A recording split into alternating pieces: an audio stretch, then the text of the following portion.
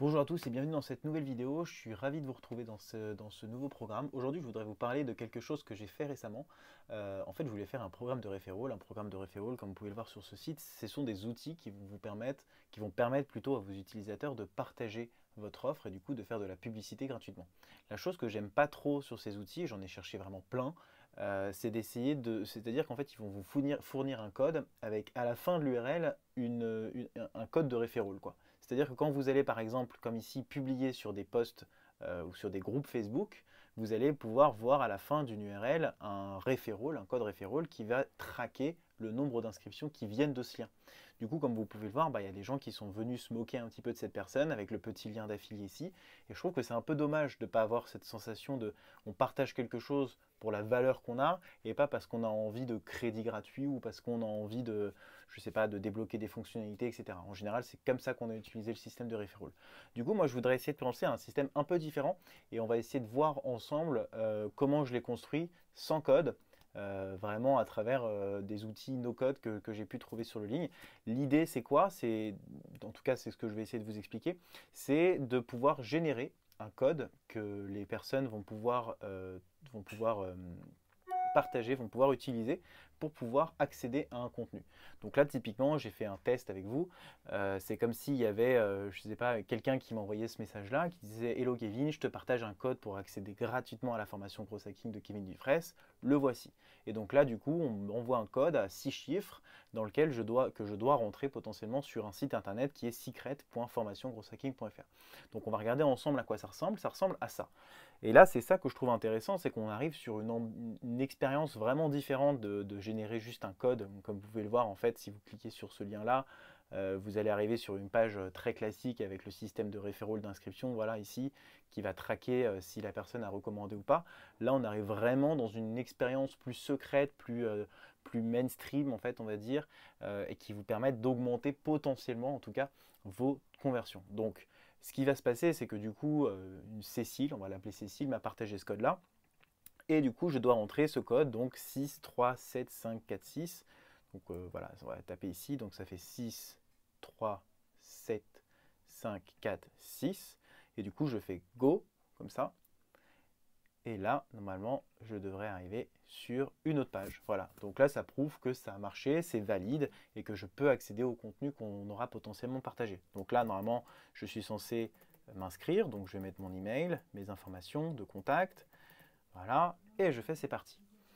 Et du coup, ce qui va se passer, c'est que on va être normalement redirigé voilà, vers mon site internet, donc vous pouvez aller visiter si vous voulez, et on arrive sur cette page-là, et on me dit qu'il faut que j'accède, pour accéder à la formation Gros Hacking, entre guillemets, je recevrai un code moi par email que je pourrais repartager à d'autres personnes pour qu'ils puissent profiter de cette offre-là. Et donc là, je peux voir le classement.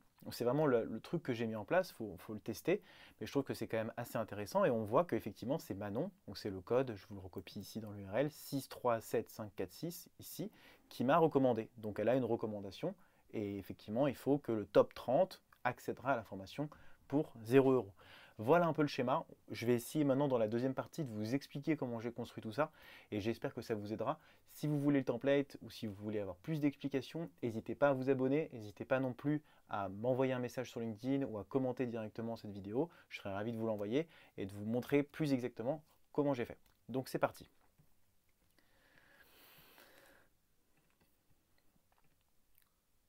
Alors, la première chose que j'ai utilisée, c'est cet outil-là. C'est un outil qui s'appelle API Spreadsheet. API Spreadsheet, ça fait quoi? Ça va, si vous voulez, réceptionner des informations. C'est-à-dire que moi, j'ai créé un code HTML qui va permettre d'envoyer des données dans un spreadsheet. Et du coup, ces informations-là vont être stockées à travers une API. Donc, c'est un moyen assez simple. Finalement, vous tapez Send Data Forms to Spreadsheet et vous allez avoir facilement des bouts de code qui vont vous rediriger vers cette solution-là.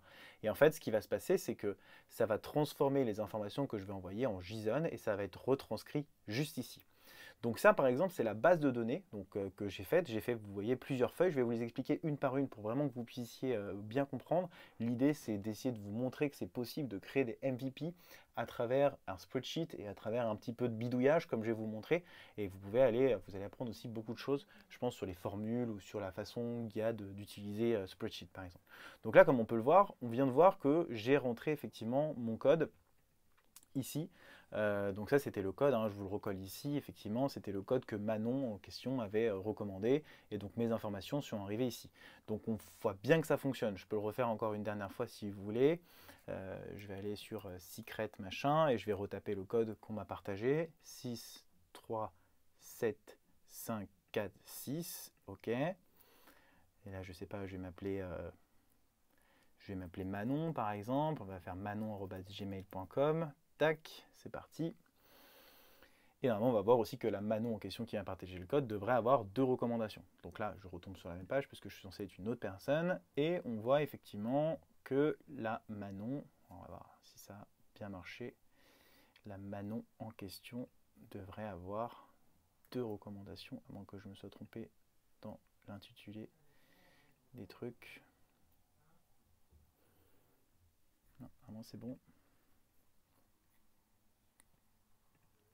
Ça met un petit peu de temps à se mettre à jour, mais comme vous pouvez le voir, elle a bien 2 recommandations ici. Et vu que c'est ce spreadsheet-là en question, ça va se mettre à jour dans quelques temps, on y reviendra pour que je vous montre que ça a bien marché. Donc ce ne sera pas instantané, comme vous pouvez le voir, c'est du MVP, c'est un test. Vous voyez bien que pour construire quelque chose comme celui-là en code, il va falloir énormément de temps, énormément de stack technique. Moi, ce truc, je l'ai développé en, je ne sais pas, à peu près 3-4 heures, franchement, de travail, c'était pas non plus énorme, mais je vais vous expliquer maintenant la logique qu'il y a derrière pour que vous puissiez construire ce MVP, et on va aller voir plus tard si la data s'est bien actualisée. Alors, la première étape qu'il fallait faire, bien entendu, c'est d'essayer de construire, si vous voulez, une base dans laquelle je vais pouvoir mettre le B1, donc la caractéristique ici, sur les B1, c'est-à-dire c'est le code qui va permettre, dont les personnes viennent, en fait. Ensuite, l'email adresse, c'est l'email de connexion de la personne, donc c'est l'email que j'aimerais avoir lui donner, et le prénom, du coup, c'est son prénom. Ça, en fait, c'était important de le mettre pas en vide, parce qu'en fait, quand on va sur l'API API Spreadsheet, on va voir que en fait, si tu le laisses vide, ça va pas marcher. Ils sont obligés de laisser quelque chose. Donc moi, j'ai juste rempli avec une fonction très basique, avec des +1 pour simuler qu'il y avait quelque chose. Ensuite, ce qui se passe, c'est que du coup, la donnée est envoyée, donc dans B1 avec le code, donc c'est le code du référencement, de là où je viens, puis ensuite, ça remplit avec les cases. La deuxième contrainte que j'ai eue, c'est que du coup, ça remplit comme ça, mais ça saute des lignes. Donc moi, ce que j'ai voulu faire, c'est de mettre tous ces éléments-là au propre. Donc en fait, tout ça pour vous dire que en fait, ce qui s'est passé en haut, là, jusqu'à la 75e ligne, c'était uniquement des tests. Donc tout ce que va voir ici, c'est effectivement, vous voyez, j'ai juste bien aligné les données qu'on a ici en décalé. Parce qu'en fait, ça envoie dans un spreadsheet et ça le passe automatiquement à la ligne d'après. Donc tout simplement, ce que j'ai fait, c'est de mettre le A74 ici, donc qui est corrélé avec cette information-là. Et puis, bien entendu, j'ai sélectionné le B75, donc la ligne juste après, pour pouvoir les avoir les deux sur la même ligne. Donc ça, c'est la première chose que j'ai faite, c'est d'essayer d'aligner les données, parce que du coup, c'est beaucoup plus propre et c'est au moins mieux corrélé. La deuxième chose que j'ai faite, qui est assez intéressante, c'est d'utiliser une fonction. Comme vous pouvez le voir ici, en fait, ce compte if, cette donnée-là, elle va compter le nombre de répétitions qu'il y a sur la colonne A ici. Donc vous faites un compte if, vous prenez du coup, c'est de A2 jusqu'à A99. Il faut savoir que les petits astérix là, je ne sais pas si vous voyez comme ça permet de ne pas, quand vous étirez la colonne, ça permet de ne pas avoir de continuité. C'est-à-dire que vous allez toujours prendre le A2, A99, 999. Même si vous étirez, vous allez toujours avoir cette plage horaire ici. Donc, si vous ne le mettez pas, ça va faire A3, A3000, A4, A4 1001, etc., etc. Donc, ça va décaler la plage. Les dollars permettent de rester vraiment sur la même plage. Donc ce que ça fait finalement, ce tableau ici, c'est que ça compte le nombre de répétitions qu'il y a dans la colonne A, donc du coup dans la colonne où les personnes ont été recommandées. Donc la personne vient de ce code-là, et comme on peut le voir, on a bien le 2 ici. Donc ça va bien compter le nombre de répétitions qu'il y a. On va juste vérifier, voilà. Donc là on est revenu sur le classement, et comme vous pouvez le voir, ça s'est bien actualisé, ça s'est mis à jour à 2. Donc ça peut prendre à peu près quelques minutes pour se synchroniser, mais en tout cas la logique est là. Ce qu'il faut faire ensuite, c'est que du coup, maintenant qu'on a calculé le nombre de répétitions qu'il y a et le nombre de recommandations qu'on a par code, c'est de donner un code aux personnes qui viennent de s'inscrire. Donc moi, tout simplement, ce que j'ai fait, c'est que j'ai mis un random code ici. Donc j'ai fait une formule classique.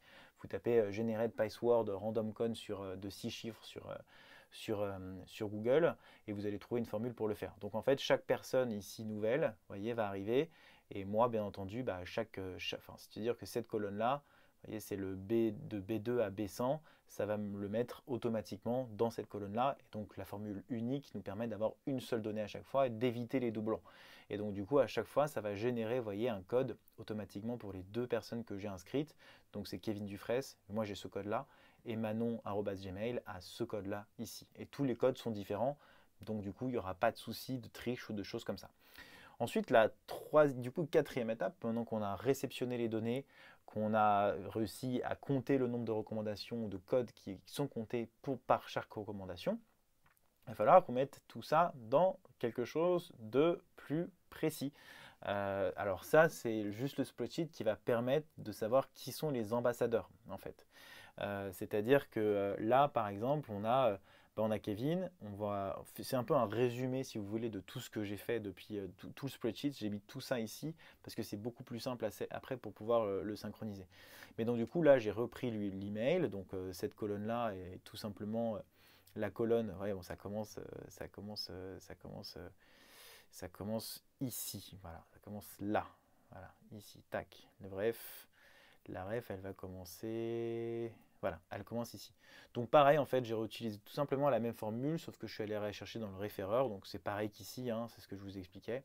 C'est exactement la même chose, référeur B2. J'ai repris juste la même fonction unique avec cette fois le code. Pareil, en fait, j'ai fait une recherche V, un VLOOKUP. C'est-à-dire qu'on est allé chercher l'information, cet email-là, et on est allé chercher dans Give them some code, on allait récupérer l'email, donc il va chercher, si tu veux, dans cette plage-là, dans les deux colonnes A et B, donc comme on peut le voir ici, il va chercher dans les colonnes A et B, donc toujours avec l'astérix pour que vous compreniez bien, et il va récupérer la colonne 2, donc il va récupérer le random code en question, et qui va bien l'aligner sur la même donnée. Donc il va chercher l'email dans une plage de deux colonnes, et il va récupérer la colonne 2, et false ou true, vous mettez false si vous voulez un résultat qui soit vraiment exact et true si vous voulez un à peu près. Moi j'utilise toujours false en vrai parce que ça ne sert à rien d'avoir un à peu près. Et ensuite, de la même manière, j'ai fait la même formule avec le VLOOKUP, mais cette fois pour calculer et récupérer, si vous voulez, l'unique donnée de la recommandation. Parce que comme vous pouvez le voir ici, référeur, vous avez 2, 2, 2, 2 partout. Même si c'est en unique, ça compte le nombre de répétitions qu'il y a à travers ce code-là. Donc sur cette donnée-là, en fait, j'ai récupéré le 2. Donc comme on a bien vu, Manon, c'est la personne qui m'avait recommandé.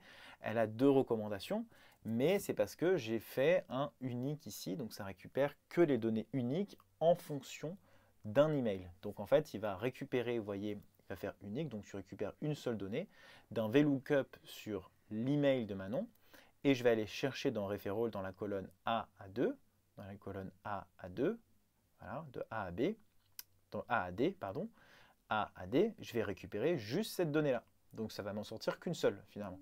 Parce que ça, c'est juste le compte en fait du nombre d'informations qu'il y a ici. Si par exemple je mets un A, enfin si je mets si je mets, je sais pas, si je mets une information ici par exemple et que je la mets là, pardon, je vais recommencer, je vais bien vous faire comprendre comment ça marche.